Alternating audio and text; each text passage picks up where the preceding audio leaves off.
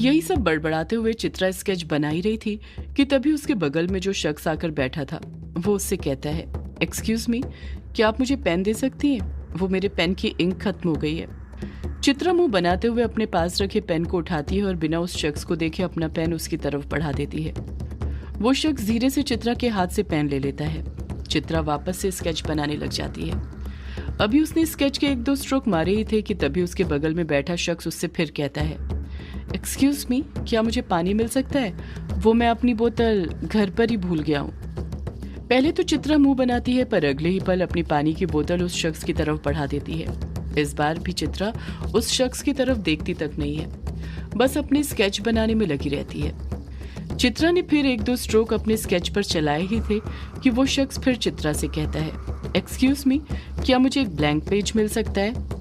इस बार चित्रा उस शख्स की आवाज सुनती है तो उसे उस शख्स पर गुस्सा आने लग जाता है, क्योंकि वो शख्स बार बार चित्रा को डिस्टर्ब कर रहा था, उसे स्केच नहीं बनाने दे रहा था। पर चित्रा जैसे तैसे अपने गुस्से पर कंट्रोल करती है और अपने बगल में रखी नोटबुक से एक पेज फाड़कर उस शख्स को दे देती है। इस बार भी चित्रा उस शख्स की तरफ देखती तक नहीं है। वो शख्स चित्रा के हाथ से वो ब्लैंक पेज ले लेता है और उसमें चित्रा के ही पेन से कुछ लिखने लग जाता है। चित्रा को लगने लग जाता है कि वो शख्स फिर उससे कुछ कहेगा, जैसे वो उसे वहां पर परेशान करने के लिए बैठा हो। चित्रा उसी चीज का इंतजार कर रही थी। उसने सोच लिया था कि अगर इस बार उस शख्स ने उससे कुछ कहा तो वो उसे छोड़ेगी नहीं, अच्छा सुनाएगी। पर ऐसा कुछ नहीं होता है।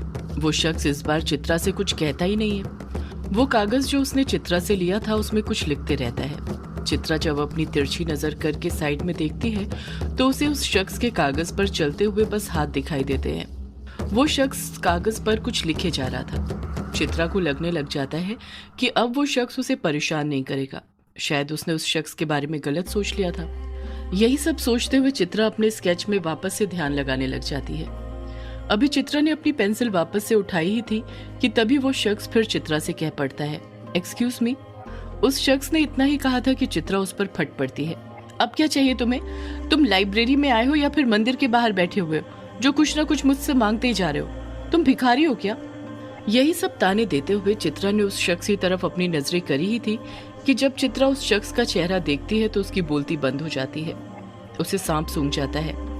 चित्रा चौंकते हुए कहती है, अनुराग जी, आप यहाँ पर कैसे? चित्रा के बगल में कोई और नहीं बल्कि अनुराग आकर बैठा था। अनुराग चित्रा के सवालों का कुछ जवाब देता उससे पहले ही वहां पर मौजूद लाइब्रेरियन चित्रा और अनुराग को चुप रहने का इशारा करती है, क्योंकि चित्रा ने इतने कसकर अनुराग को वो ताने दिए थे कि लाइब्रेरी में मौजूद सभी लोगों का ध्यान उसकी तरफ खींचा चला गया था। चित्रा अपना दिमाग ठंडा करते हुए फुसफुसाते हुए अनुराग से कहती है, अनुराग जी, आप यहाँ पर क्या कर रहे हैं? चित्रा को लगा था कि अनुराग उससे कहेगा कि वो उससे मिलने के लिए आए हैं। उसे इस जवाब की अनुराग से उम्मीद थी, पर अनुराग कुछ और ही बोल पड़ता है, जिसे सुनकर चित्रा अंदर ही अंदर जलने भुनने लग जाती है। अनुराग चित्रा के सवाल का जवाब देते हुए कहता है, वो क्या है ना चित्रा जी, मेरे कॉलेज में जो लाइब्रेरी है वहां की लगभग मैंने सारी किताबें पढ़ ली हैं, तो सोचा क्यों ना दूसरी लाइब्रेरी चले जाओ, तो फिर यहाँ पर आ गया किताबें पढ़ने के लिए।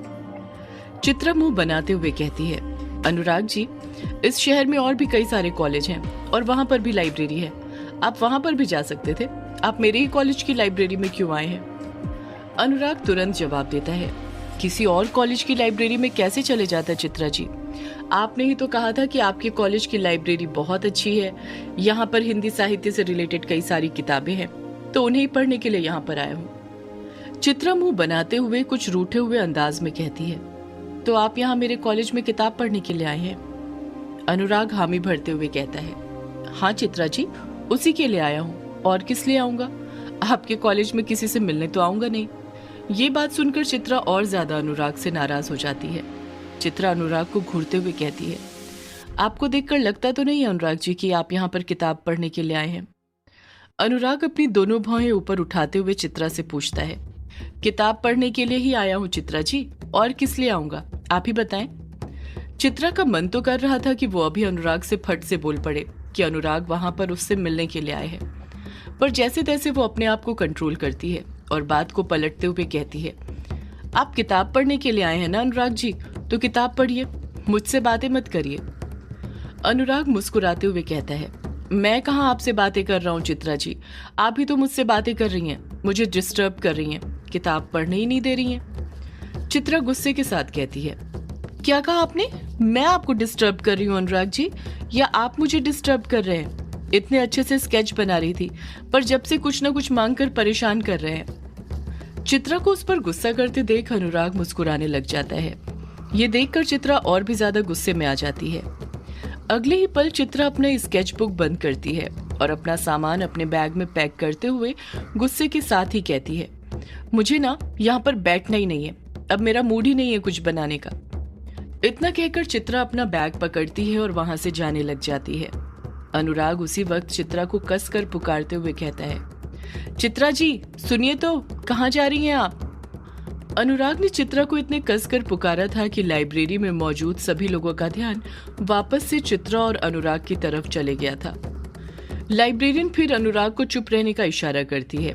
ये देखकर चित्रा का अनुराग के प्रति गुस्सा और ज्यादा बढ़ जाता है और वो धड़ाधड़ अपने कदम लाइब्रेरी से बाहर की तरफ बढ़ाने लग जाती है। अभी चित्रा लाइब्रेरी से बाहर निकली ही थी कि उसे फिर अनुराग की पुकारने की आवाज सुनाई देती है, चित्रा जी सुनिए तो। अनुराग के बार बार पुकारने पर भी चित्रा रुकती नहीं है, अपने कदम आगे बढ़ाती रहती है। अनुराग को अपने पीछे यूं भागते हुए देखकर चित्रा मन ही मन खुश होने लग जाती है। खुश होती भी कैसे नहीं, लड़कियों को यही तो चाहिए होता है कि कोई लड़का हो उनकी जिंदगी में जिनसे वो रूठे, जो उन्हें मनाए। इसी रूठने मनाने के सिलसिले में कहीं ना कहीं प्यार छुपा रहता है और हमें बस उस प्यार को पहचानने की जरूरत होती है। अनुराग भागते हुए अपने कदम आगे बढ़ाता है और कुछ ही सेकंड में चित्रा के पास पहुंचकर उसके कदम से कदम मिलाते हुए कहता है, चित्रा जी सुनिए तो, मेरी बात तो सुनिए। चित्रा तेजी के साथ अपने कदम बढ़ाते हुए ही अनुराग से कहती है, क्या सुनूं अनुराग जी, आप तो किताब पढ़ने आए थे ना, तो जाइए जाकर अपनी किताब पढ़िए, मेरे पीछे क्यों आ रहे हैं आप? मैं तो आपको डिस्टर्ब कर रही थी ना। अनुराग बड़े प्यार से कहता है, चित्रा जी प्लीज सुनिए तो। इस बार अनुराग ने इतने प्यार से चित्रा को पुकार लगाई थी कि चित्रा अपने कदम आगे नहीं बढ़ा पाती है और जहां पर थी वहीं पर रुक जाती है। चित्रा भी बड़े प्यार से कहती है, क्या है अनुराग जी? अनुराग अपने हाथ आगे बढ़ाते हुए जिसमें उसने चित्रा का पेन पकड़ रखा हुआ था वो चित्रा को देते हुए कहता है, ये आपका पेन, ये तो आप मुझसे लेना ही भूल गई चित्रा जी। अनुराग के मुंह से ये बात सुनकर चित्रा के गुस्से का पारा और ज्यादा चढ़ जाता है। चित्रा गुस्से के साथ कहती है, मुझे नहीं चाहिए, ये रख लीजिए आप ही, एक पेन देने से मेरा कुछ नहीं होने वाला, वैसे ही कुछ लेकर तो आए नहीं थे आप लाइब्रेरी में, तो कम से कम इसे ही अपने पास ही रखिए, किसी से कुछ मांगने की नौबत तो नहीं आएगी। चित्रा इतना कहती है और फिर गुस्से से अपने कदम आगे बढ़ाने लग जाती है। चित्रा का गुस्से से भरा चेहरा देखकर अनुराग और ज्यादा मन ही मन मुस्कुराने लग जाता है। अनुराग फिर चित्रा को रोकने की कोशिश करते हुए कहता है, चित्रा जी आप तो नाराज ही हो गई, सुनिए तो जरा। इस बार चित्रा नहीं रुकती है, न अनुराग से कुछ कहती है, बस गुस्से के साथ अपने कदम धड़ाधड़ आगे बढ़ाती जाती है। अनुराग समझ गया था कि उसका मजाक कुछ ज्यादा ही हो गया था, उसे चित्रा के साथ इतना मजाक नहीं करना चाहिए था।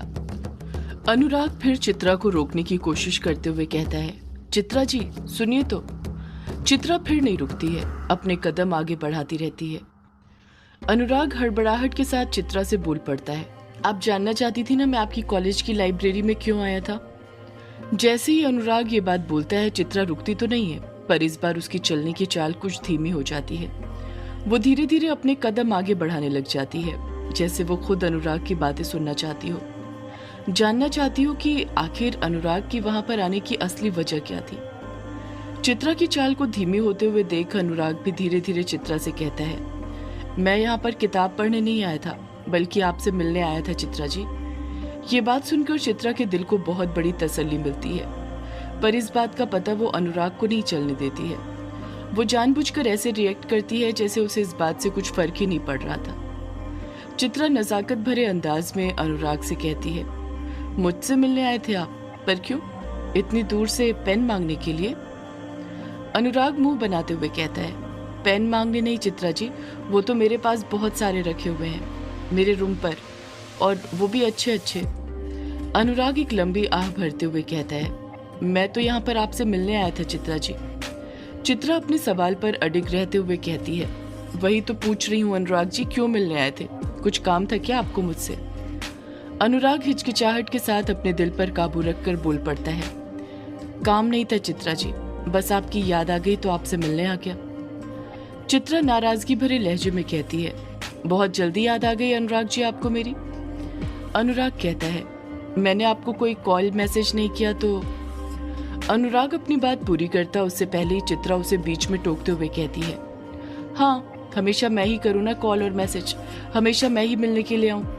दोस्ती निभाने का ठेका तो मैंने ही ले रखा है ना, आप तो मेरे दोस्त हैं ही नहीं, क्यों अनुराग जी? चित्रा के लहजे से अनुराग समझ गया था कि चित्रा उससे कुछ ज्यादा ही नाराज थी। नाराज होती भी कैसे नहीं, 1 महीने से उसने उससे बात जो नहीं करी थी, आज वो अपना सारा गुस्सा बाहर निकाल रही थी। अनुराग ये भी समझ गया था कि मिस्टर स्टीफन सही कह रहे थे। चित्रा भी अनुराग की तरह ही उसके कॉल और मैसेज आने का इंतजार कर रही थी, जो अनुराग ने नहीं करे थे। अनुराग अपनी गलती समझते हुए कहता है, वो चित्रा जी मैं बस किताब पढ़ने में थोड़ा व्यस्त था।